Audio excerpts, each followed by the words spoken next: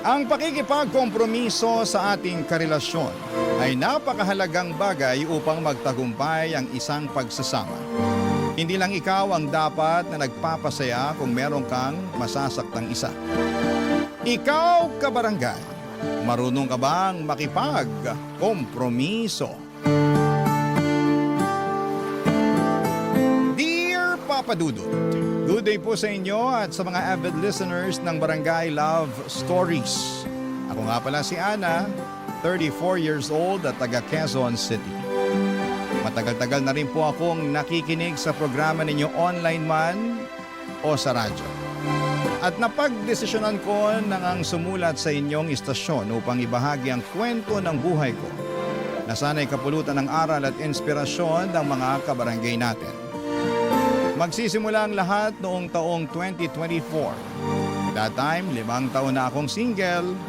Sinabi ko talaga sa sarili ko noon na hindi na ako magbo-boyfriend dahil nga sa masalimuot ang huli kong relasyon. Niloko, inutangan, at sinaktan lang naman ako physically, verbally at emotionally ng huling partner ko. Kaya nga dala na rin ang trauma. Hinanda ko na ang sarili ko na maging matandang dalaga. Ngunit mapaglaro ang kapalaran, Papa Dudut. Dahil kung kailan hindi ko naman hinahanap ang pag-ibig, ay ako naman ang nahanap nito nang dumating sa buhay ko si Max, Papa Dudut.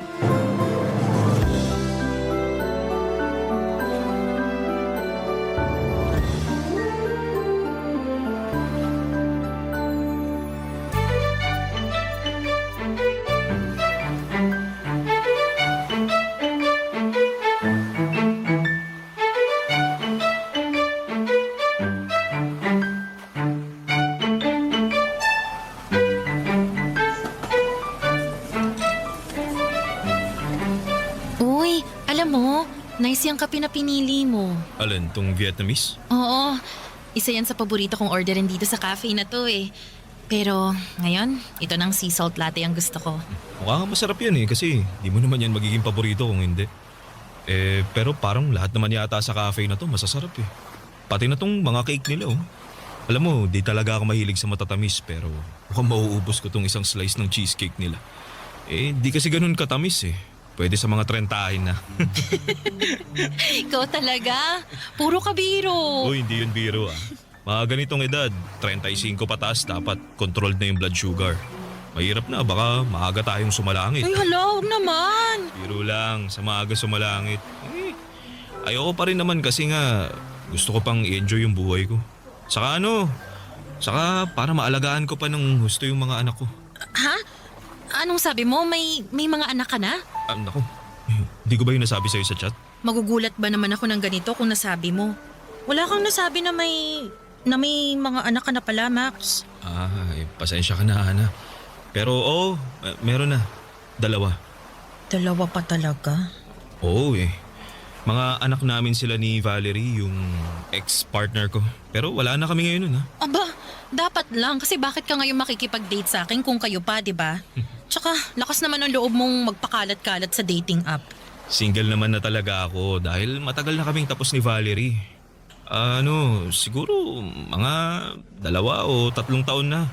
Pero may mga anak kami nung nagsama kami. Babae tsaka lalaki na edad 6 at 4 na taon. Si Valerie ang nag-aalaga sa kanila tapos sinusustentuhan ko lang sila. Tama naman na hindi mo tinatakasan ng responsibilidad mo sa mga anak mo. Oo naman. Pero yun na nga. Anong ayun na nga? Hindi naman porket may anak na ako hindi na ako pwedeng humanap ng bagong karelasyon, di ba? Wala naman siguro masama doon. Besides, ilang taon na rin akong single. Kagaya mo, tapos na rin kami ni Valerie at sa mga anak na lang namin ako may pakialam. Kaya ako nasa dating app para makipagkilala. Tapos ito, nakilala kita at magkasama tayo ngayon. Tama naman at wala naman talagang masama doon lalo na pareho naman tayong single. Pero kasi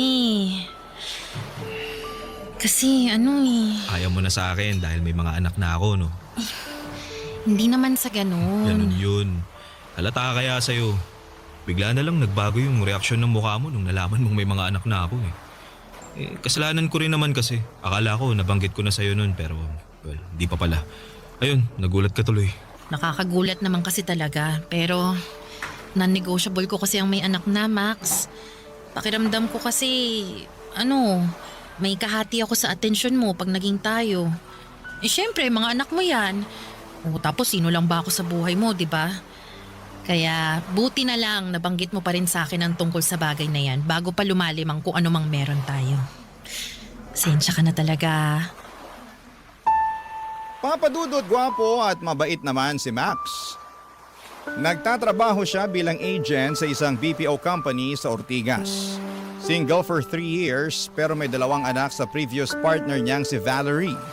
And to be honest, after kong malaman yon, ay nag-alangan na ako na ipagpatuloy ang pakikipag-communicate sa kanya.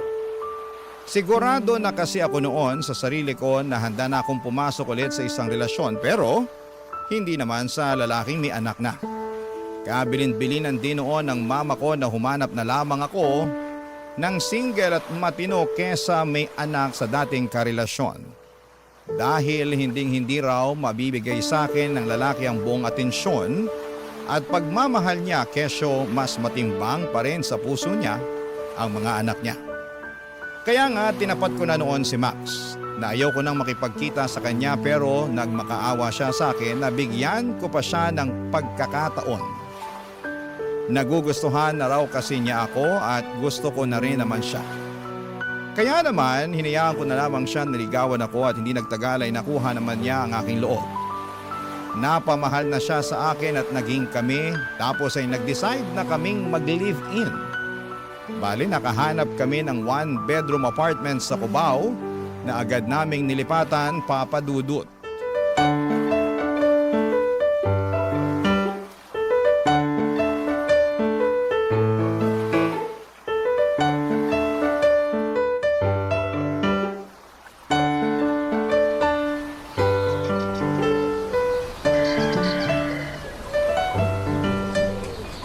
Yes po. Tawag na lang po kayo pag nasa gate na kayo ng subdivision namin. Opo. Ipakausap niya na lang po sa akin yung gwardya para papasukin kayo. Apa. Salamat po. Sino yung kausap mo, honey? Yung magde-deliver ng mga binili nating furniture last time sa mall. Ngayong araw na ba yon? Ang bilis nilang mag-deliver, ha? Oo naman. Sabi naman sa'yo, di ba, mabilis lang sila kaya nga gustong-gusto ko rin bumili. Ay, sa wakas, magmumukha ng bahay tong apartment natin. Malalaman na natin ang mga gamit. Excited na ako. Oo nga eh. Ako rin, excited na rin ako. Basta, ako nang bahala sa pagbubuhat at pagtutulak, ha? Oo naman. Huwag mo kong aasahan dyan kasi tingnan mo nga tong katawan ko. Patpatin. Kumpara naman sa'yo na malaki yung mga muscle mo. Oo nga eh. Kayang-kaya nga kitang buhatin eh, di ba? Gusto mo sample? Huwag mo nang tangkain, tatamaan ka sa akin. Tsaka, bakit mo ako bubuhatin? Ano ko, bata? Uy, bakit? Bata lang ba ang binubuhat? Para sa akin, oo. Tsaka mamaya baka masyado tayong malibang tapos biglang tumawag na lang sa akin yung magde-deliver. Speaking, ayan na yata. Kunin ko lang yung phone ko para masagot ko na. Ay, nako. Hindi naman pala sa akin yung nagre-ring. Mukhang sa akin yata yun. Teka, kunin ko lang, ha. Oh. Si Valerie? Ha? Bakit siya tumatawag? Hindi ko alam eh. Buti pa, sagutin ko muna. Sige. Hello, Valerie? Bakit ka napatawag? Max? Max, nasan ka? Ha? Bakit? Nandito sa sa apartment namin ni Ana. Bakit? Anong sabi niya? Teka, ila-loudspeaker ko para marinig mo. Pwede bang pumunta ka rito sa ospital? Ita-text ko na lang sa iyo yung address. Ha? Bakit? Sino nasa ospital? Yung bunso natin. Ano nangyari sa kanya? Mamaya ko na lang ikukwento. Hinahanap na ako ng doktor eh. Ako lang mag-isa rito. Pumunta ka na, please. Hinahanap ka na rin ng anak natin eh. Kanina pa siya, papa ng papa. Please, Max, kailangan ka ng anak natin. Oo, sige, pupunta na ako. I-text mo sa akin yung address ng ospital, ha? Hintayin niyo ako. Sige, salamat. Aalis ka? Oo kailangan daw ako ng anak namin. Pero kailangan din kita rito. Paparating na yung delivery truck. Paano ko bubuhatin yung mga gamit dun? Magpatulong ka na lang muna sa kanila. Bayaran mo na lang. Pakisiyuan mo, ikaw na muna ang bahala. Pasensya na Han, pero kailangan ko talagang umalis eh. Narinig mo naman, di ba? Nasa ospital daw yung bunso namin, tsaka hindi ko alam kung bakit kaya kailangan kong pumunta dun. Wala naman akong magagawa eh. Mukhang alis na alis ka na talaga, eh di sige, umalis ka na. Ana, please, intindihin mo naman sana ako. Anak ko na yung pinag-uusapan dito. Papa Dudut, bago ko sinagot noon si Max ay ilang ulit niyang sinabi sa akin na hindi ko raw magiging kahati sa kanyang atensyon ng mga anak niya. At naniwala naman ako dahil nga mahal ko na siya ng mga panahong yon. Pero iba pa rin pala kapag may mga biglaang sitwasyon katulad na lamang noong emergency na nangyari sa anak nila ni Valerie. Kaya kinailangan niyang pumunta sa ospital. Dahil sa labis na pag-aalala sa kalagayan ng anak niya ay iniwan ako ni Max. At hinayaan na ako lamang ang umasikaso sa paglipat namin. Sakto pa naman na dumating noon yung truck na nagkakarga ng ilang malalaking furnitures na binili namin sa mall noong isang araw. Ako lang tuloy ang nagmaniobra noon para maipasok sa bahay. Nagpatulong na lamang ako sa driver at pahinante para mabuhat ang malalaking gamit. Buti at nasa ground floor lang naman kami. Nagtip na lamang ako sa kanila pero ako na lang mag-isa ang nag-ayos ng mga yon sa loob ng apartment namin. Pagod na pagod ako, Papa Dudut. At masama rin ang loob ko sa nangyaring biglang pag-iwan sa akin ni Max. Nang araw na yon, Papa Dudut. Barangay Love Stories. Barangay Love Stories. Papa Dudut, nag-sorry sa akin si Max pagka-uwi sa apartment namin dahil sa biglaan niyang pag-alis. Tapos ay sinabi niya sa akin na okay na raw ang anak niya na noon ay nalaglag sa hagdanan kaya nabalian ng buto sa binti. Gusto ko sanang magtampo pero nakonsensya naman ako dahil na-aksidente nga ang anak niya. Kaya naman inunawa ko na lamang.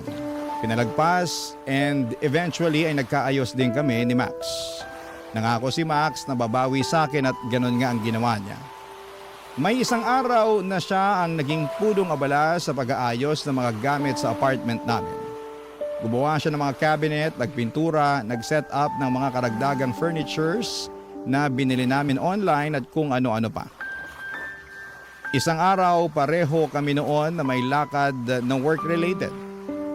Ako ay may meeting sa labas kasama mga kaibigan ko para sa negosyong pinaplano namin. Samantalang si Max naman ay may shift. Nagbago kasi noon ang schedule niya na dating panggabi.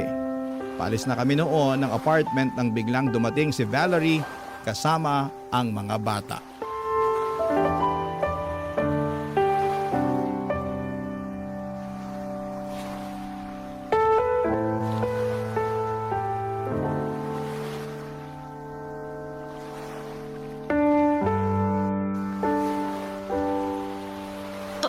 Paano mo nalaman tong address ng apartment namin? Binigay ko sa kanyahan. Bakit mo naman ginawa yun? Wala naman siguro masama dun, di ba? Meron. Kasi tingnan mo, andito ngayon yung babaeng yan. Kasama pa yung mga anak ninyo. Ana, pasensya ka na talaga. Wala lang kasi talaga ako mapag-iiwanan sa mga anak ko kundi dito kay Max. Kung meron lang hindi naman ako dito didiretso. Pero, ayun, wala nga kasi. Kaya, nakikiusap ako. Dito muna sa inyo yung mga anak namin kahit hanggang bukas lang ng gabi. Kailangan ko kasing umuwi sa probinsya dahil na-ospital ang mama ko. Hindi ko naman maisasama ang mga bata dahil alagain sila. Kaya dito mo iiwan. May mga trabaho rin naman kami ni Max. Paano namin naalagaan yung mga bata? Pwede mo naman sigurong ipagpaliban yung lakad nyo ng mga kaibigan mo, Han, di ba? Para ikaw na lang muna magbantay sa mga bata. Kasi kailangan ko talagang pumasok sa trabaho. At bakit ko naman gagawin yun? Importante rin naman yung lakad ko. Lalabas lang naman kayo ng mga kaibigan mo, di ba? Hindi lang yun basta labas, no? Meeting din yun. Pag-uusapan namin yung plano naming negosyo. Max, nakalimutan mo na ba? Sinabi ko yun sa'yo kagabi. Sorry, baka nakalimutan ko na. Pero sige na naman. Pumayag ka na. Di hamak naman na mas mahalaga yung trabaho ko kaysa sa lakad mo eh. Pakiusapan mo na lang yung mga kaibigan mo na ituloy na lang sa ibang araw yung meeting nyo. O di kaya, sila na lang muna kasi. Kamo, may gagawin kang mahalaga. Ay, wow! Ako pa talaga ngayon ang kailangang mag-adjust. Hindi ko naman anak yung mga batang yan ah. Anak mo naman yan, di ba? Please, Han. Huwag mo nga ako matawag-tawag na Han. Nanggigigil ako sa'yo. Max, kung ayaw ni Ana na alagaan yung mga bata, aalis na lang kami. Hindi. Dito mo na sila iwanan. Sabi mo wala ka mapag-iiwanan sa kanila, di ba? Tsaka, di mo naman sila pwedeng daling pa uwi. Saka mas makakasigurado ako na ligtas sa mga anak ko pag nandito sila sa bahay namin. Kaya wag na kayo umalis. Dito mo na sila iwanan. Salamat talaga, Max. At pasensya na ulit sa abala. Wala nga naman yun. Sabi mo, nagmamadali ka na. Oo nga eh. Mauna na ako. Baka maiwan pa ako ng bus na sasakyan ko. Salamat ulit ha. Bye.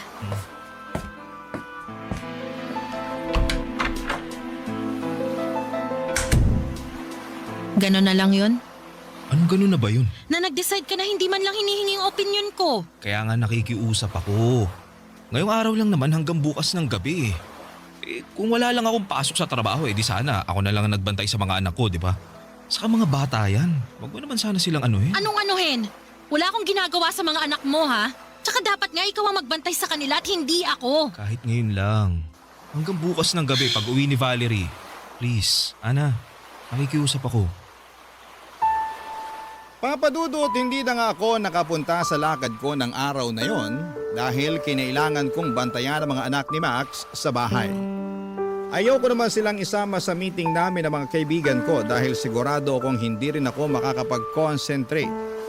Kesyo sa kanila lang mabubuhos ang atensyon ko sa kakabantay. Nasa edad pa naman sila na may pagkapilyo at pilya kaya alagain. Bukod doon ay nakakapagod ding sawayin. At yun nga ang eksaktong naranasan ko maghapon hanggang sa makauwi si Max. Hindi ko na nga nakuhang makapagluto ng hapunan namin kaya nag-decide na lamang kaming mag-order ng pagkain noong si Max na ang nagbantay sa mga bata at saka pa lang ako nakaligo at nakapagpahinga. Tandang-tanda ko pa na aburido ako noon at naiiyak na lamang sa labis na pagod habang nasa banyo. Pagkatapos kong maligo, napatulog na ni Max ang mga anak niya, saka ko siya kinausap kung ano ang plano niya sa mga bata. Sinabi lang niya sa akin na sa bahay muna namin ang mga anak niya hanggang sa makabalik si Valerie. Kaya nga buong weekend ako ang naging nanay ng mga batang hindi naman nanggaling sa akin. Noong kinuha na ulit ni Valerie ang mga anak niya ay nakahinga na ako ng maluwag. May tampo pa rin ako kay Max dahil sa pinag-alaga niya ako sa mga anak niya. Pero that time ay malaki na malapit na ang birthday niya. Kaya sinantabi ko na lamang yon at nagpatuloy ako sa plano kong out of town namin. Isang araw bago ang karawan ni Max, pinakita ko sa kanya ang plane ticket for two at booking ng hotel sa Boracay bilang regalo ko sa kanyang kaarawan, Papa Dudut.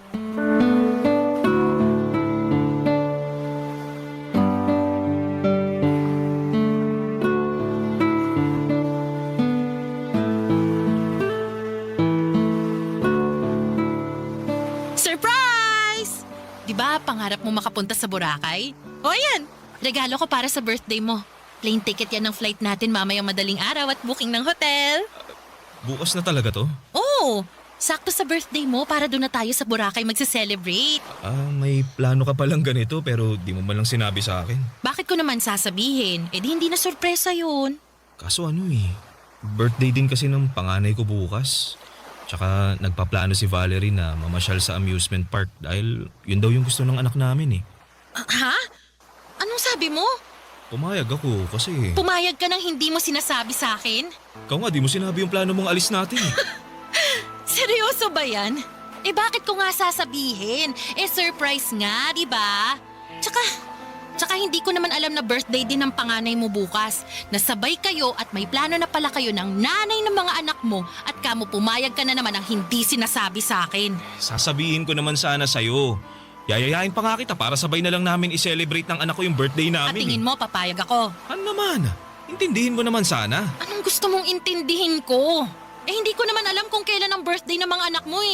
Hindi ko rin naman responsibilidad na alamin yun. Ang focus ko lang rito ay yung birthday mo.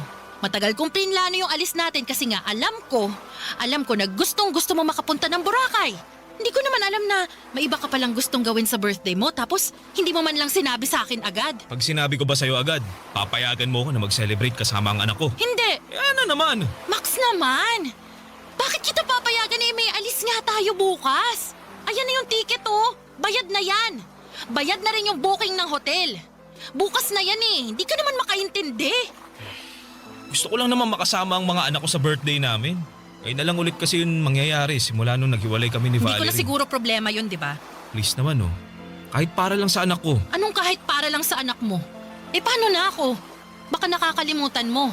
Nangako ka rin sa akin na ako ang magiging prioridad mo. Tsaka ayan na nga yung plane ticket at booking ng hotel oh. Anong gusto mong gawin ko? I-cancel ko yan. Sayang naman yung nagastos ko dyan, Max. Ikaw kasi. Dapat sa susunod, kung may plano kang ganyan, sabihin mo sa akin. Paulit-ulit na lang tayo ah. Hindi mo ba talaga naiintindihan yung punto ko? Naiintindihan ko naman. Naiintindihan, pero pinipilit mo yung gusto mo. Halata naman na ayaw mong umalis at mas gusto mo mag-celebrate ng birthday nyo ng anak. O sige na. Kakausapin ko na lang si Valerie. Sasabihin ko na wrong timing dahil may lakad tayo. Siguradong malulungkot nito yung anak namin. Baka nga sumama pa yung loob nun sa akin na tatay niya pero bahala na. Mapuntahan lang natin yung gusto mong puntahan. Hindi masayang yung ginastos mo. Ay wow ah. Masaya ka na. Sana masaya ka na. Hirap sa'yo, di ka mapakiusapan eh. Papa Dudut, hindi ko naman siguro responsibilidad na alamin ang petsa ng kaarawan ng mga anak ni Max para makapag-adjust ng schedule namin. Dahil labas na dapat sila sa anumang gusto naming gawin. At yon ang pinaintindi ko sa boyfriend ko kahit na ako pa ang magmukhang masama.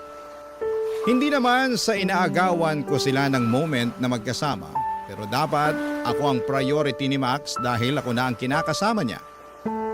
Ang ending, natuloy naman kami ni Max sa trip namin sa Boracay pero halata sa buong biyahe na hindi naman siya masaya. Bihira lamang siyang ngumiti, madalas ay sa pilitan pa. Lagi rin siyang aburido at hindi ko rin siya mayaya sa mga activity na gusto ko sanang gawin naming magkasama. Gusto lang niya sa hotel kesyo pagod daw siya pero may sa ilang beses ko siyang nahuli na nakikipag-video call sa mga anak niya.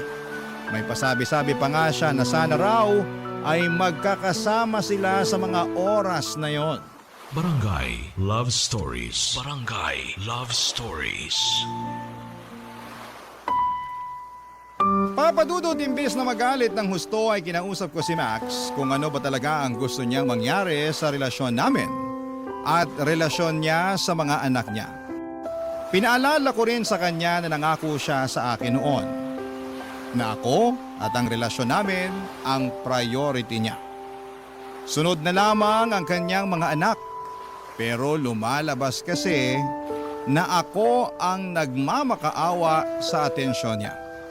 Nag-sorry sa akin si Max at sinabi niya sa akin na nami-miss lamang niya ang mga bata. Na di na raw yon mauulit, ganito, ganyan. Kaya naman inunawa ko ulit siya sa hindi ko na mabilang na pagkakataon. Inisip ko na baka nga sabik lamang siya sa mga anak niya simula noong naghiwalay sila ni Valerie. In short ay nagpaka-bigger person ako. Hinayaan ko silang mag-bonding na magtatay at kung minsan ay sumasama pa nga ako. Para na kaming isang buong pamilya noon at napagtanto ko na mas magiging mabuting tatay si Max sa sarili naming anak.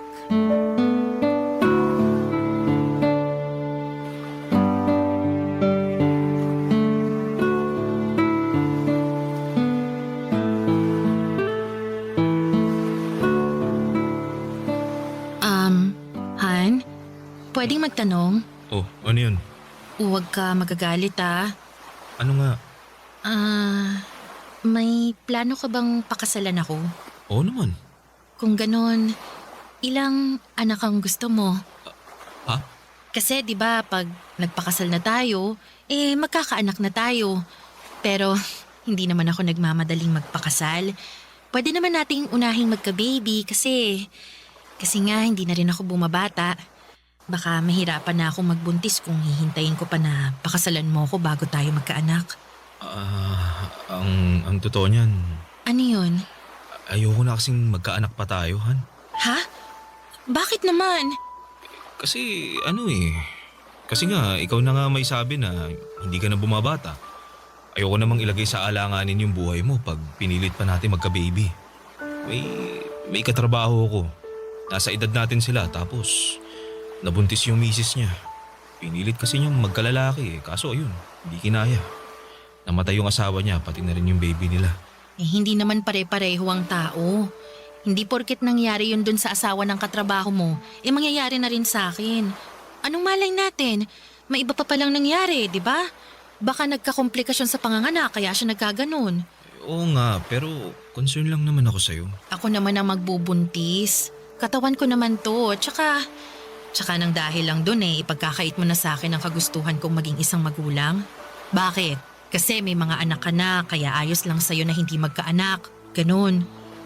Para namang hindi yata patas yun, Max. Kasi ayoko na rin talagang magkaanak kasi ayoko nang bumalik sa umpisa. Ano bang pinagsasasabi mo? Ayoko na mag-alaga ng batahan. Nakakapagod yun. Naranasan ko na yun dun sa 2 anak namin ni Valerie at hanggang ngayon, di ko pa rin yun makalimutan. Lalo na yung pakiramdam. Pagod, puyat. Grabe. Grabe kaya pinayat ko nun. Ngayon pa nga lang ako nakakabawi-bawi nung naghiwalay kami. Para mo na rin sinabi na kaya ka nakipaghiwalay kay Valerie kasi ayaw mong alagaan ang mga anak mo. Anong ayaw? Gustong gusto ko nga sila makasama Ngayon lang, kung kailan malalaki na sila at hindi na masyadong alagain. Di kagaya ng mga sanggol pa lamang sila. At saka, saglit mo lang naman silang nakakasama ngayon. Si Valerie pa rin ang nag-aalaga sa kanila, Max. Hindi mo alam ang totoong dahilan ng paghihiwalay namin ni Valerie. Kaya wala kang karapatan na pagsalitaan ako ng ganyan. Saka, sinusustentuhan ko naman yung anak namin Hindi ako nagpabaya sa kanila. Gusto ko na maramdaman pa rin nila na may tatay sila kahit nahiwalay na kami ng nanay nila. Oh, gano'n naman pala Bakit natatakot ka sa responsibilidad pag nagkaanak tayo? Sa lagay, mahal mo lang ang mga anak mo pag lumaki na sila at hindi kapag mga sanggol pa lang sila? Para namang hindi ka dumaan sa pagiging sanggol. Inalagaan ka rin naman nun ng nanay mo, di ba? Basta, ayoko. Pasensya ka na, Han, pero hindi mo ako mapipilit magkaanak. Mabubuhay naman tayo siguro ng walang anak, di ba? Saka ikaw na may sabi. May mga anak na ako. Napapansin ko naman na nagiging malapit na kayo sa isa't isa ng mga bata Hindi ba pwedeng sila na lang? Sila na lang yung ituring mo mga anak natin. Ang kapal naman ng mukha mo na sabihin sa akin yan. Ikaw na lang ba talaga ang palaging magdidesisyon sa relasyon natin? Max, paano naman ako? Wala na lang ba talaga akong sasabihin? At susundin ko na lang ba lahat ng gusto mo? Sumusobra ka na talaga, Max,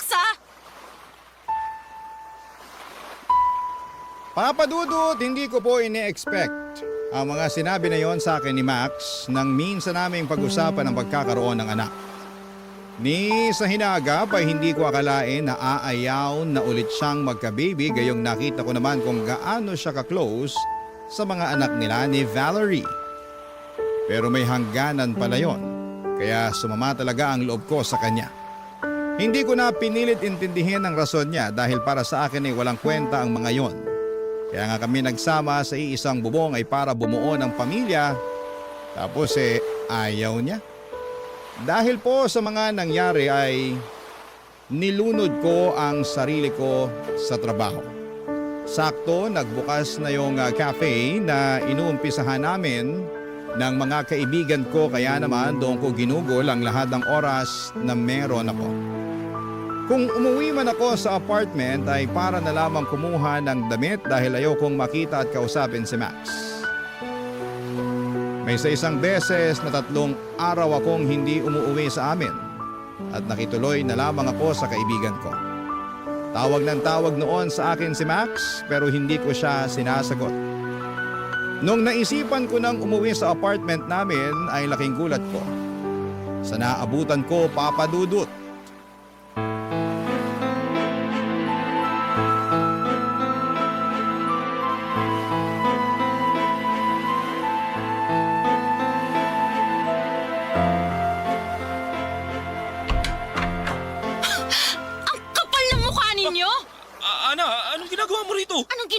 rito, baka nakakalimutan mong apartment ko rin to. Akala ko ba umalis na yung babaeng yan, ha, Max?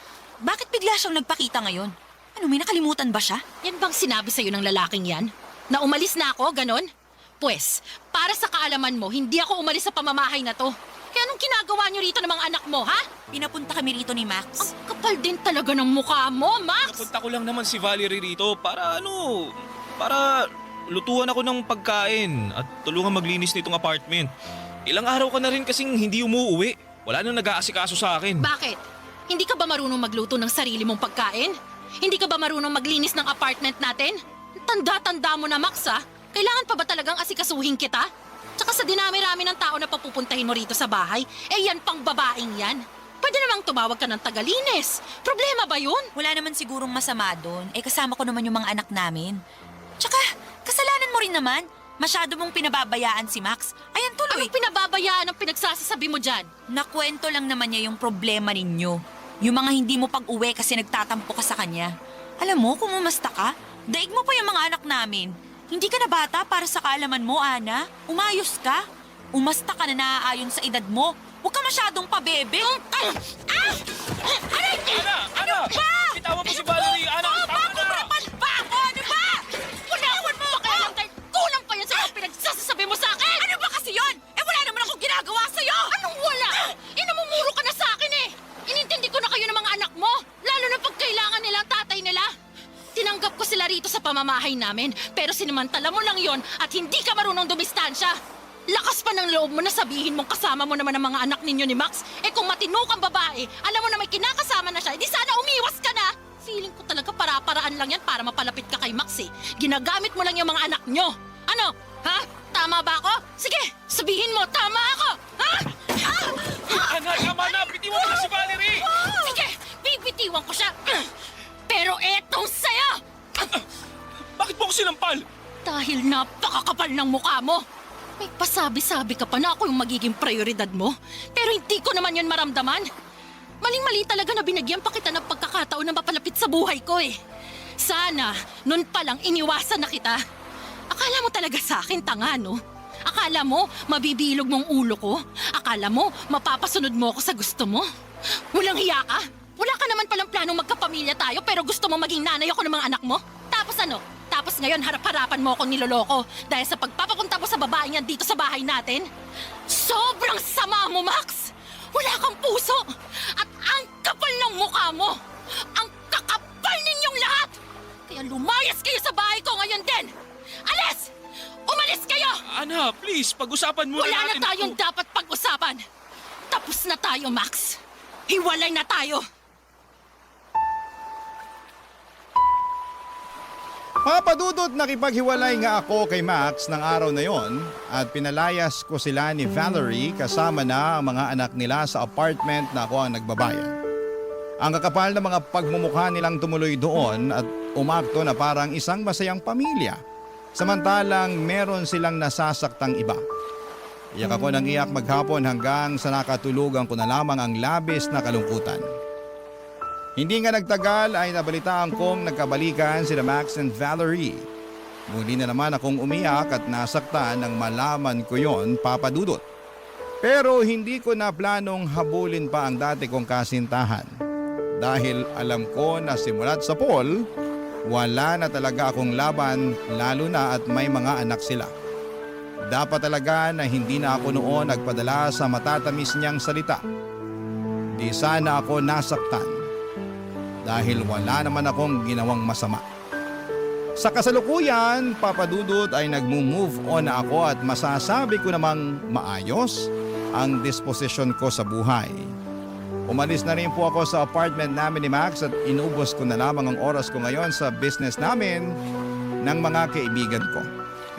Pero neto lamang October ay biglang nag-chat sa akin si Max para sabihing natanggal siya sa trabaho at nangungutang siya ng pera para sa panganganak ni Valerie. Hiyang-hiya raw siya sa akin pero wala na akong pakialam sa kanya.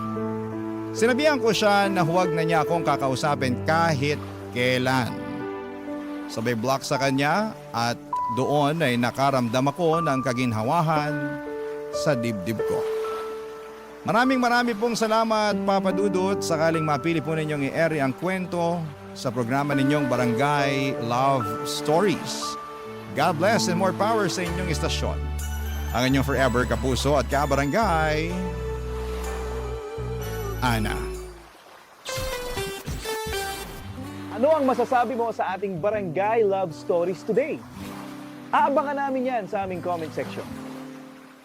Ang mga kwento ng pag-ibig, kwento ng buhay, at kwento ng pag-asa dito sa Barangay Love Stories.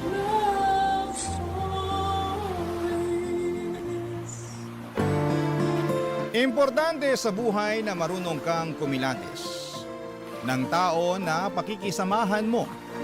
Dahil meron na sa una lamang magaling pero sa uli ay iiwanan ka rin.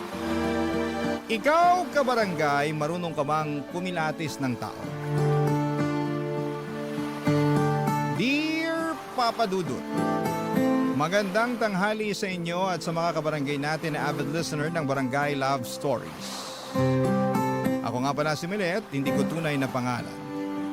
35 anyos na ako sa ngayon at isang housewife na nakatira dito sa Bulacan. Panatiko na ako ng programa ninyo sa radyo, ang boses ni Papa Dudut, ang kasalo ko. Tuwing tanghalian at wala akong pinapalagpas na episode ninyo sa radyo maano online. Sa katunayan ay nakikinig na rin po kami araw-araw at bigla akong naisip na magpadala ng sulat sa inyong istasyon. Magsisimula ang lahat noong kabataan ko, Papa Dudut. Lumaki ako na binubuhay ng isang single parent.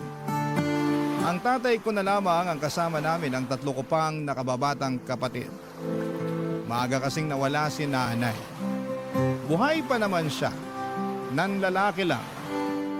Kaya nga simula noon ay tinuong ko na lamang sa pag-aaral ang atensyon ko. Mapangarapin din po akong klase ng tao, Papa Dudut. At wala akong ibang hangad, kundi ang matulungan ang kaisa-isang magulang namin at makabawi sa kanya.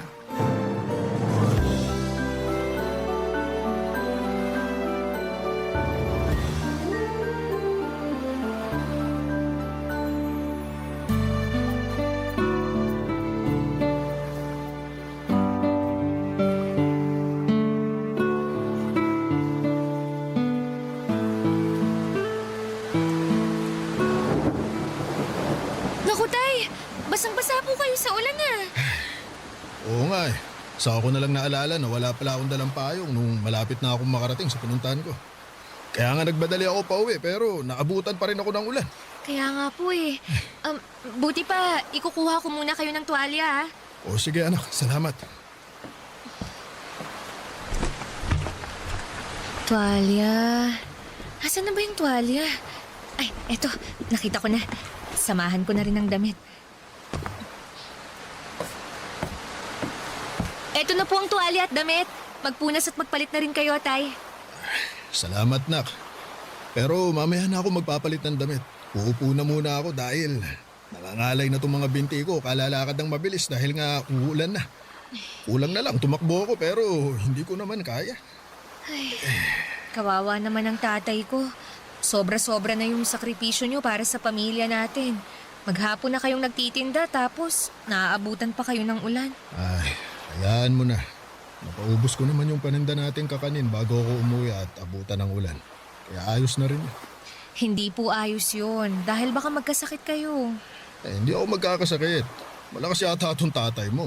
Saka kung pakiramdam ko magkakasakit na ako, uunahan ko na ng pahinga. Huwag ka nga mag-alala sa akin, anak. Kaya ko naman eh. Saka masaya ako na nagsasakripisyo para sa inyong magkakapatid. Hayaan mo, Tay. Kapag nakapagtapos ako hinding-hindi ko na po kayo pagtatrabahuhin. Anong ibig mo sabihin? Kasi po, ako na po ang magtatrabaho para sa pamilya natin. Uy, maliliit pa ang mga kapatid mo, Milet. Nag-aaral pa sila. Baka mahirapan ka pag sinulo mo ang pagtatrabaho para sa pamilya natin. Saka hindi pa naman ako ganun katanda. 45 pa lang naman ang tatay mo. Kaya ko pang magtrabaho para tulungan ka. Ang akin lang naman po, baka napapagod na kayo sa pagtatrabaho. Kasi simula nung iniwan tayo ni nanay, kayo na ang tumayong nanay at tatay namin. Oo, totoo na napapagod ako sa trabaho, pero hindi ako napapagod sa pagiging tatay at nanay sa inyong magkakapatid. Sa katunayan, kayo ng mga kapatid mo ang inspirasyon ko, kaya ako nagsisikap at nagpapatuloy sa buhay. Oo, malaking kakulangan ang pagkawala ng nanay niyo dahil nawala na rin ako ng katuwang sa pagtataguyod sa inyo. Pero aanhin ko naman ang isang tao na walang ginawang matino at panay pasakit lang sa damdamin ko, di ba? Buti pa, sumama na lang siya sa lalaki niya. Ang mahalaga sa akin, magkakasama tayo. Kaya bilib na bilib po ako sa inyo eh. Ha? Bakit naman? Kasi ang tapang-tapang niyo po. Biruin niyo, kinaya niyo na nga na itaguyod kami tapos kinaya niyo pa na ibigay sa iba si nanay. Siya naman ang may gusto nun dahil hindi siya marunong makontento sa pamilya natin. Saka ilang beses na akong nasaktan sa panluloko niya. Naisip ko na panahon na para palayain ko siya. O edi gumaan-gaan ang damdamin ko nung ginawa ko yon. Para akong nabunutan ng tinik sa lalamunan. Uy, kaya ikaw umilit. Huwag kang manatili sa isang relasyon kapag kaugali ng nanay mo yung lalaki, ha? Pero sana matinong lalaki ang matagpuan mo balang araw. Yung hindi ka sasaktan o lolokohin. Sa halip, mamahalin ka ng tapat at paninindigan ka. Papadudot inspirasyon ko ang tatay ko at ang munti naming pamilya kaya nagsikap akong makapagtapos ng pag-aaral. Hindi nagtagal ay natupad ko yon at agad akong naghanap ng mapapasukang trabaho. Kung ang iba kong kaklase ay mas piniling magpahinga muna ng ilang buwan. Pagkatapos ng graduation ay ibahin niyo po ako. 2 buwan bago ako makapagtapos ay nag-job hunting na ako, Papa Dudut. Hindi nagtagal ay dinala ako ng aking kapalaran sa Maynila kung saan ay nakapasok ako sa isang pribadong kumpanya. Magkahalong kaba at excitement ang namutawi sa akin ng mga panahong yon. Kaba dahil aminado akong limitado pa lamang ang nalalaman ko sa bagong mundo na pinasok ko. At excitement na matuto. Naniniwala kasi ako na hindi lang sa eskwelahan natututo ang isang tao. At sa unang araw ko nga sa trabaho ay nakilala ko si Paulo, Papa Dudut.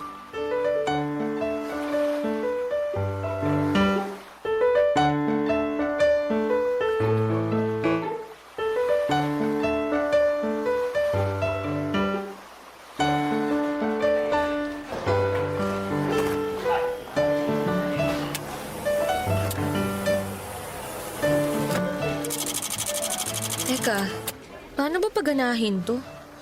Medyo nabobobo ako rito ah. Ay, naku. Teka, kanino ba ako pwedeng magpatulong? Nagmamadali pa naman yung bisor ko na makuha tong mga pinapa-photocopy niya. Hello there, beautiful. What's up? May problema ba? Ako ba yung tinawag mong beautiful? Wala naman ako nakikitang maganda sa paligid bukod sa'yo. Kaya ikaw yung sinasabi ko maganda. Bigla naman akong nahiya. Bakit ka naman mahihiya? Saka huwag kang yumuko. Hindi ko makita yung kagandahan mo eh. By the way, Paolo nga pala. Taga-IT department. Diyan lang sa gilid yung table ko. Kaya nga natanaw kita eh. Kako, mukhang may problema ka. Nice to meet you, Sir Paulo. Naku, Paolo na lang. Huwag na yan, sir na yan. Sige. Ikaw, ano bang pangalan mo? Ako si Milet, taga-marketing naman. Bago lang ako rito. Unang araw ko pang hala ngayon eh. At tama ka, dahil namumroblema na ako dito sa photocopy machine na to. Ayun, hindi ko kasi alam kung paano ko to gamitin eh. Sana hindi mo ko husgahan at sabihang taga-ibang planeta ha. Bakit ko naman sasabihin yun eh? Nakakalito naman talagang gamitin yan. Saka, unang araw mo pa lang. Normal yun. Makakapag-adjust ka rin. Buti pa, turuan na lang kita kung paano gamitin yan. Okay? Akin na. Akin na yung ipo-photocopy mo. Ayan. Salamat. Ganito lang gagawin mo. Lagay mo tong papel dito sa feeder. Tapos, check mo muna kung may papel sa tray para sa pagkokopyahan mo. Meron naman. Nilagyan ko na kanina. Okay yan. Tapos, iset up mo na yung size dito sa screen. Yan ang hindi ko alam. Okay lang yan. At least ngayon alam mo na. Oo nga eh. Salamat Wala nga naman. Pagkatapos mong iset up, pwede mo nang pindutin dito para mag-photocopy na. Yan. Wow, ganun lang pala yun. Ang galing Oo, automatic na yan. Di mo na kailangan isa-isahin kasi mas matagal yun. Siguruhin mo lang na walang staple wire yung mga papel mo kasi kakainin yan. Matatagal lang ka. Noted. Ayan, tapos na. Grabe, ganun lang pala yun kadali. Salamat talaga Wala yun. Pero, tinandaan mo ba yung mga tinuro ko? Oo naman. Para sa susunod hindi na ako mahihirapan. Pag nahirapan ka, pwede mo naman akong istorbohin dun sa table ko para magpatulong. Naku, nakakahiya naman sa'yo. Huwag kang mahiya kasi trabaho ko naman yun. Saka, masaya ako na tumulong sa mga magagandang babae na kagaya mo. Naku, binobola mo lang yata ako Uy, hindi ako bolero Nagsasabi lang ako ng totoo. Malapit na palang mag-lunch. May kasabay ka na bang kumain? Wala pa nga Wala pa rin kasi akong kakilala rito. Meron na. Gusto mo, magpakilala ulit ako sa'yo? Hindi na kailangan. Kilala na kita, no? Kung ganun, pwede ba kitang yayain mag-lunch? Wala rin kasi akong kasabay Saka kung ayos lang sa'yo, syempre. Ayos lang naman. Yun. Yan, may kasabay na ako. Hintayin na lang kita sa kantin mamaya Sige. Ibigay ko lang tong mga papeles na to sa bisor ko. Papadudot, gwapo, matangkad, matangos, ang ilong, maputi at makinis ang balat. Ganyan ko po ilalarawan si Paulo. Para siyang anghel na bumagsak sa lupa dahil tinulungan niya ako noong unang araw ko sa trabaho. Taga-IT department siya samantalang ako ay nasa marketing. Pero hindi siya nagatubili na dayuhin ako upang tulungan kapag may kailangan. Lalo na nga sa computer at office equipment na hindi ko alam gamitin. Bukod sa mga pisikal niyang katangian, pala kaibigan din si Paulo. Palangiti rin siya, bagay na kinatuwa ko ng husto sa kanya. Palatawa at makwento. Mas matanda sa akin si Paulo ng 6 na taon. 28 years old na siya at ako naman ay 22 years old. Pero pakiramdam ko ay magkaedad lamang kami dahil sa husay niyang makisama, Papa Dudut. Barangay Love Stories. Barangay Love Stories. Papa Dudut, naging regular employee ako sa paglipas ng 6 na buwan. Kaya naman masayang masaya ako. Unti-unti ay naka-adapt ako sa buhay sa opisina. Hindi na ako yung dating tatanga-tangang empleyado sa unang araw ng trabaho. Marami na rin akong nakilala at naging kaibigan, lalo na sa department na kinabibilangan ko. Pero kung may higit akong dapat pasalamatan, yun ay walang iba kundi si Paulo. Simula kasi nung unang araw ko hanggang sa maregular na ako ay nasa tabi ko lamang siya. Sumusuporta at nagpapagaan ng buhay ko sa opisina. Naging mabuting kaibigan at katrabaho ko rin siya, Papa Dudut.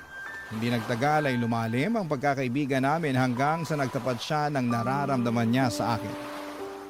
Pumayag akong ligawan niya. Pero nakarating sa akin ang usap-usapan na may pagkababaero daw si Paulo. Noong una ay hindi ko yon pinansin hanggang sa unti-unti ko nang napatunayan na totoo ang mga sinasabi nila.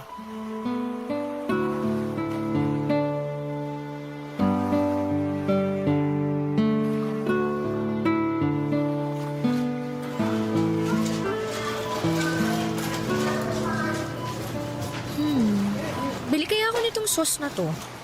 Sabi ni tatay, masarap daw to kasi napanood niya sa TV. Sige, bilhin ko na nga. Tapos ano pa nga bang kulang? Teka. Kuha na rin ako ng mga delata para may stock sa bahay. Sumipa si baby? Sige nga, pahawak nga nun dyan mo, ma. Ayan dali. Ano? Nararamdaman mo ba? Oo nga, sumipa nga. Hello, baby. Excited na si daddy na lumabas ka. Ako rin. Paulo? Milet? Sino yung babaeng yan, mahal? Katrabaho ko lang, mahal. Hi, Milet. Nag-grocery ka rin pala rito? Oo, pero ngayon pa lang naman. Narinig ko kasi na mura raw ang mga paninda rito kaya sinubukan ko. Oo, totoo naman. Lagi nga kami dito ni Krista eh. Hindi mo ba ako ipapakilala sa katrabaho mo, mahal? Oo, syempre. Ipapakilala kita. Nga pala, Milet, si Krista. Fiancé ni Paolo. Nice to meet you, Milet. Nice to meet you rin. Buti pa, mauna na ako kasi marami pa akong bibilihin eh. Sigurado ka ba? Bakit naman hindi? Ha? Kanina ka pa, Paolo, Nakita mo lang yung katrabaho mo na wala ka na sa wisyo kausap? Sinasabi mo? Hindi Hindi raw, pero halatang halata kaya sa'yo. Excuse me lang pero maiwan ko na kayo. Hoy, Milet, ayusin mo lang, ha? Ha? Anong aayusin ko? Yung buhay mo.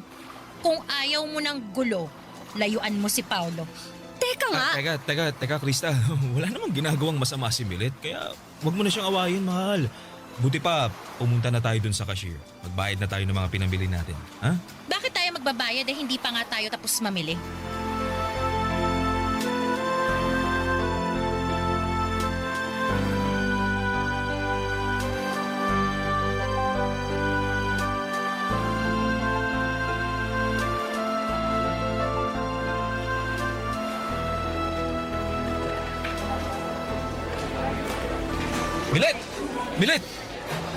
Milet, sandali lang. Bakit ba? Anong bakit ba? Kanina pa kita tinatawag pero dire-diretso ka lang sa paglalakad. Nagmamadali ako eh. Ano bang kailangan mo? Tungkol dun sa nangyari kagabi.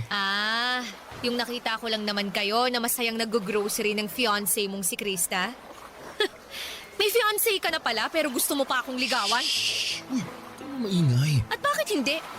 Takot ka bang marinig ng mga tao rito sa opisina natin kung gaano ka kababaero at sinungaling? Para sa kaalaman mo matagal ko nang naririnig na babaero ka. Pero hindi ako naniwala ron. And guess what? Mukhang tadhana nang gumawa ng paraan para malaman ko ang totoo. Pasensya ka na kung nagsinungaling ako sa'yo. Wala nang magagawa yung pasensya mo kasi nangyari na. Grabe ka, Paolo. Buntis na yung fiancé mo pero nakuha mo pang lokohin. Ano bang pumasok dyan sa kukote mo? Bakit mo nagawa yun sa kanya? Baka hindi mo lang maintindihan pag kinuwento ko eh.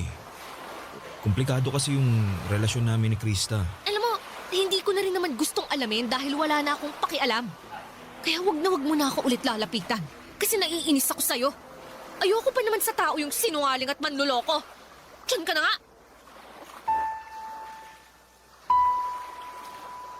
Papadudot, hindi ako makapaniwala sa natuklasan ko tungkol kay Paolo. At kahit na nga humingi na siya ng pasensya sa akin ay wala na ring magagawa yun. Dahil nasaktan ako ng husto. Nagugustuhan ko pa naman siya noon at nagbabalak ng sagutin pero buti na lamang at nalaman ko ang katotohanan bago pa man mangyari ang bagay na yon. Simula noon ay iniwasan ko na si Paolo lalo na pag nagkikita kami sa opisina.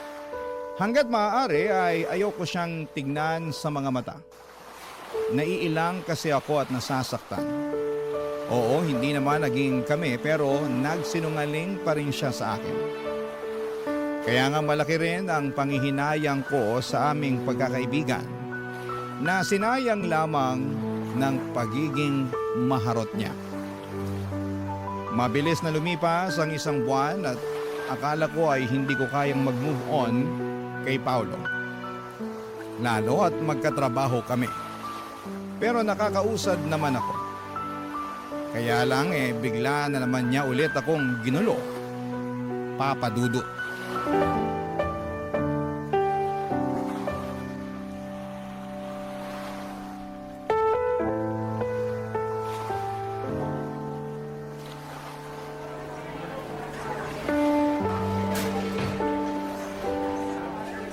Milet, pwede bang kausapin mo na ako? Kinakausap naman kita. Oo nga, pero tungkol lang sa trabaho. Ano pa bang pag-uusapan natin bukod sa trabaho? Wala naman na, di ba? Meron kasing Kasi Ano? kasi hiwalay na kami ni Krista. Ano? Matagal ko na talaga siyang gustong hiwalayan pero hindi ko magawa dahil nga magkaka-baby na kami. Hindi ko naman talaga siya mahal eh. Masyado kong nasasakal sa kanya. Napaka-control freak nun. Pero nakiusap siya sa akin na aayusin namin ang relasyon namin. Pagbabago raw siya kaya nagstay ako alang-alang sa baby namin. Sinubukan ko naman na maging okay kami pero wala na talaga akong nararamdaman sa kanya. Hindi yan ang nakita at narinig ko dun sa grocery. Ang sabi mo, excited ka nang lumabas ang baby niyo ni Krista. Tapos bigla mo akong lilinyahan ng ganyan, ha? Tsaka bakit mo ba sinasabi sa akin ang bagay na yan? Eh wala naman akong pakialam dun. Sinabi ko kasi ikaw ang rason kung bakit ako nakipaghiwalay sa kanya. Ako? Oo. Kasi mahal kita. Nababaliw ka na. Nababaliw na nga ako siguro pero yun talagang nararamdaman ko eh. Naging duwag ako na makipaghiwalay kay Krista bago ko pa aminin sa'yo yung nararamdaman ko. Kaya naman nakapagsinungaling ako. Tsaka inaamin ko yun kaya nga humihingi ako ng tawad sa'yo. Wala rin namang magagawa yung paghingi mo ng tawad dahil nasaktan mo na ako. Tapos ngayon, ang lakas pa talaga ng loob mo na sabihin sa akin na mahal mo ko kung kailan nakaka-move on na ako sa'yo. Lalo mo lang akong sinasaktan sa ginagawa mo eh. Milet, pasensya ka na talaga. Hindi ko sinasadya pero hindi ko rin naman kayang pigilan yung nararamdaman ko. Mahal kita. At gusto ko sanang humingi ng isa pang pagkakataon sa'yo. At sa tingin mo, ibibigay ko pa yun sa'yo? Oo. Kasi naniniwala ako na may nararamdaman ka pa rin para sa akin. Meron nga, pero puro na lang galit at inis. Patawad talaga, Milet. Naging padalos-dalos ako. Kaya nga napag-isip-isip ko na itama yung mga pagkakamali ko. Hiniwalayan mo si Krista para ayusin yung sa atin? Iyon ba yung sinasabi mong tinama mo ang pagkakamali mo? Oo. Eh paano yung magiging anak nyo? Ha? Ano? Pag mong sabihin na nakalimutan mo na yung magiging anak nyo. Hindi. Pero nag-usap na kami ni Krista na pananagutan ko pa rin yung bata. Susustentuhan ko pa rin dahil ako pa rin naman yung tatay niya eh. Hindi ko naman tatakasan yung anak namin. Gusto ko lang talagang maging malaya kay Krista at sa relasyon namin. Dahil pag hindi ko ginawa yun eh, masiraan na ako ng ulo.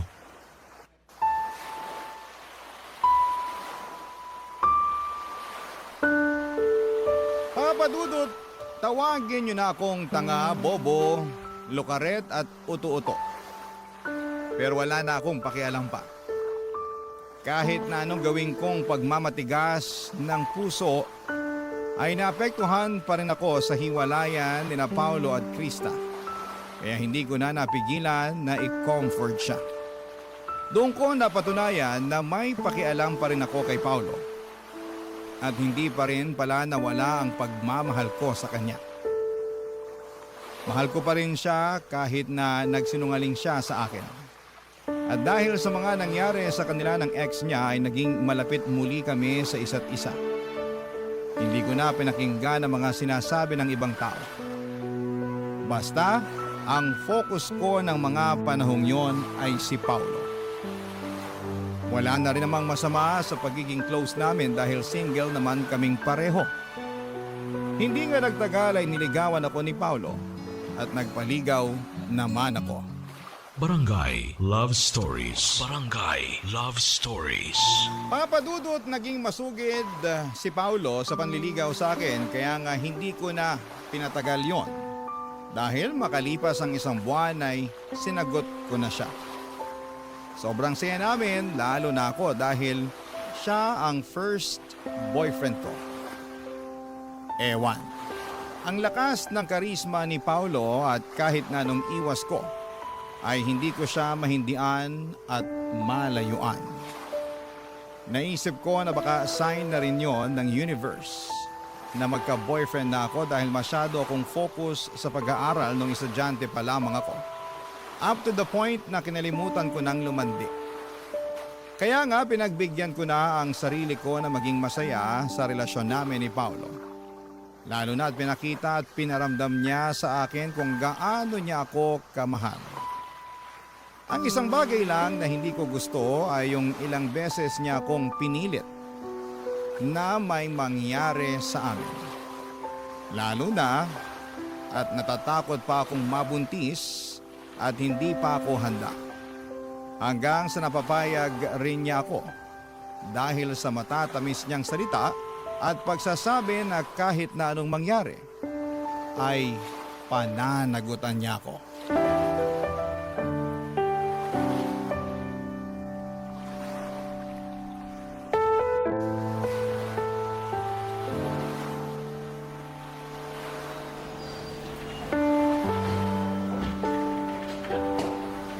Paolo, may sasabihin ako sa'yo. Ano ba yun? Kita mo, dami-dami kong tinatapos na trabaho eh. Dalihan mo na, istorbo ka. Sobra ka naman, break time naman ah. Masyado ka naman yatang masipag. Bulag ka ba o ano? Ang dami kong ginagawa oh. Kung hindi ko pa babawasan yan, siguradong matatambakan ako. Tapos sumabay ka pa talaga. Ano ba problema mo? Sabihin mo na yung sasabihin mo para matapos na. Paolo, buntis ako. Ano? Anak naman yung tuknini. Paano nangyari yun? Paanong nangyari yun? Sigurado ka na bang buntis ka? Oo! Kasi 3 beses na ako nag-pregnancy test. At lahat lumabas na positive. Oh, eto, nasa bulsa ko. Tingnan mo para malaman mong nagsasabi ako ng totoo. Ayan, tingnan mo. Tingnan nga. Buwisit naman buhay to. O bakit ka ba nagagalit?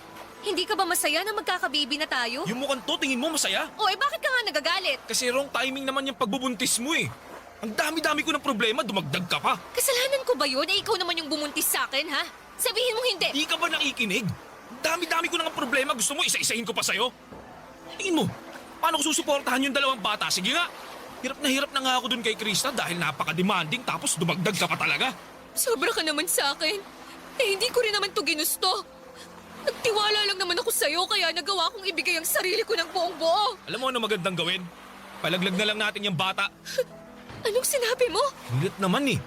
Bingi ka ba o ano? Kakainis ka, paulit-ulit tayo. Sabi ko, ipalaglag natin yung baby dyan sa tiyan mo. Total, di pa rin naman tayo handang maging magulang eh. Nasisiraan ka na ba ng ulo? Basta, hindi ko pananagutan yung nasa sinapupunan mo.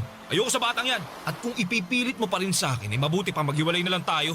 Sige, mamili ka. Ako o yung pinagbubuntis mo.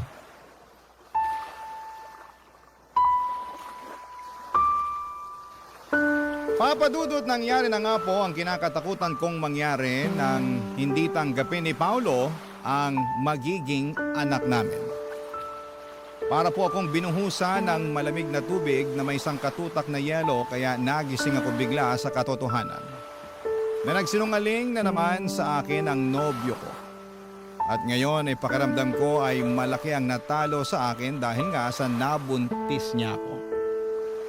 Litong-lito ako ng mga panahong yon lalo na at nagsimula nang lumayo ang loob sa akin ni Paolo. Tinakot niya pa ako na makikipaghiwalay sa akin kapag hindi ko pinalaglag ang baby namin. Pero mas takot ako sa karma kaya hindi ko ginawa ang bagay na yon. Hindi nagtagal ay sinabi ko sa tatay ko ang katotohanan at pareho kaming umiyak dahil sa mga nangyari sa akin. Pinayuhan niya akong ipabarangay si Paolo para ireklamo. Pero bago yon ay may nangyari sa opisina na hindi ko makakalimutan.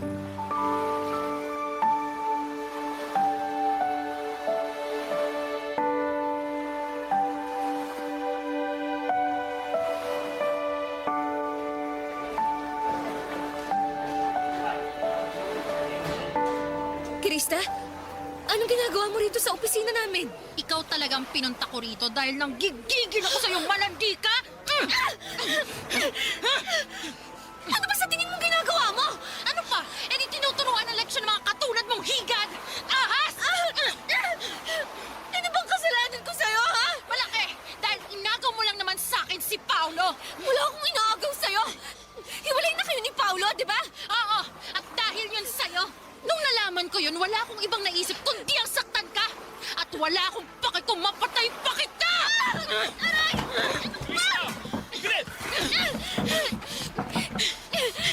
Bakit ko gagawin yun? Eh dapat lang naman yan sa babaeng yan! Pwede ba, Krista? Tapos na tayo. Alubayan mo na ako. Ano ba yan? Eh magkakababy na tayo, di ba? relasyon natin. Nag-usap na tayo. Wala nang pag-asa na maayos ang relasyon natin. Walang pag-asa dahil sa babaeng yan. Oo, nagmamahalan kami ni Milet, kaya pabayaan mo na lang kami. Ayoko! Hindi ko kayo hahayaang maging masaya! Ha? Dapat sa yung babae ka, sinasabunutan! Kakalbunutin at ahas ka! Iwan mo ako, Krista! Napakawalang yama! Ikaw ang walang hiya! Malandi! Mga agaw! Hindi ako malandi! At wala akong inagaw sa'yo! Ano ba, tumigil na nga kayo? Pinagtitingin na tayo ng ibang tao. Nakakaya kayo. Krista, tama na sabi. Bitiwan mo si Milet. Bitiwan mo na! Wisit naman! Aray! Paulo, ano ba? Itiwan mo nga ako! Doon ka nga! Milet, ayos ka lang. Huwag mo akong hawakan! Milet naman, bakit mo ako sinampal? Kulang pa nga yan! Dahil kasalanan mo ang lahat ng to! Paano ko naging kasalanan si Krista ang nanggugulo? Kasalanan mo! Kasi masyado kang malandi! At kasalanan ko rin! Kasi nagpauto ako sa'yo! Pero na-realize ko na malaking pagkakamali talaga na binigyan pa kita ng tsansa na mapalapit sa akin. Sana talaga umiwas na lang ako sa'yo noon nung may pagkakataon pa. Tapos ngayon, sinaktan pa ako ni Krista. Hindi ko kayo mapapatawad! Kayong dalawa! O bakit? Anong Akala mo, hindi ako pinalaki ng tatay ko na duwag, no? Pwes, dyan ka nagkakamali! Walang iya ka! Ano to? Dugo? Bagay pala sa'yong may dugo sa nguso. Halika! Kulang pa yan at dadagdagan ko pa! Milet, ano ba? Tumigil ka na! Ikaw ang tumigil! Simula sa araw na to, huwag ka nang lalapit sa akin! Kayong dalawa! Hindi ko nahahayaang kuluhin niyo pa ang buhay ko! Magsama kayong dalawa! Mga baliw! Mga baliw!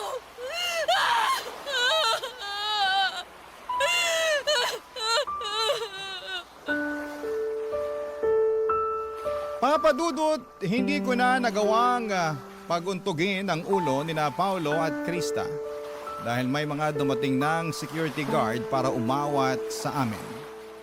Agad na dinala sa ospital ang dalawa para matahi ang mga nguso nila.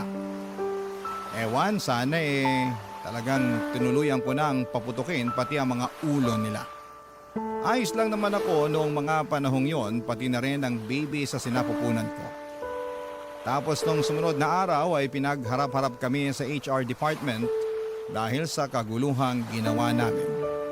Kapwa kami na mimohan ni Paulo, samantalang pinablatter naman nila si Krista. Pero na-stress talaga ako ng husto sa nangyari kaya nag-decide na lamang ako na mag-resign sa trabaho. Nakipaghiwalay na rin po ako kay Paulo at pinagbantaan siya na huwag nang magpapakita pa sa akin. Papa Dudut, nag-focus na lamang po ako sa pagbubuntis ko at noong nakapanganak ako ay saka ako naghanap ng mapapasukan. Buti na lang at nandyan ang tatay ko na napaka-supportive sa akin. 10 taon din akong naging single parent bago ko po nakilala ang asawa ko, Papa Dudut. Akala ko ay hindi ko na matatagpuan ng tunay na pag-ibig. Pero ibinigay pa rin yon sa akin ng Panginoon. Kaya nga malaki ang pasasalamat ko sa Kanya at nagsilbi na lamang aral sa akin ang mga pinagdaanan ko. Sa kasalukuyan ay happily married na po ako sa mabait at responsable kong asawa. Tanggap niya ang anak namin kaya naman masayang masaya ako. Hanggang dito na lamang po ang sulat ko, Papa Dudut. Maraming salamat po sa pagbasa ng aking liham. God bless. And more power sa Barangay Love Stories. Ang inyong forever kapuso at kabarangay, Milet. Uy, kabarangay! Agree ka ba sa ending ng ating barangay love stories na ito? I-share mo na ang feelings mo sa ating comment section.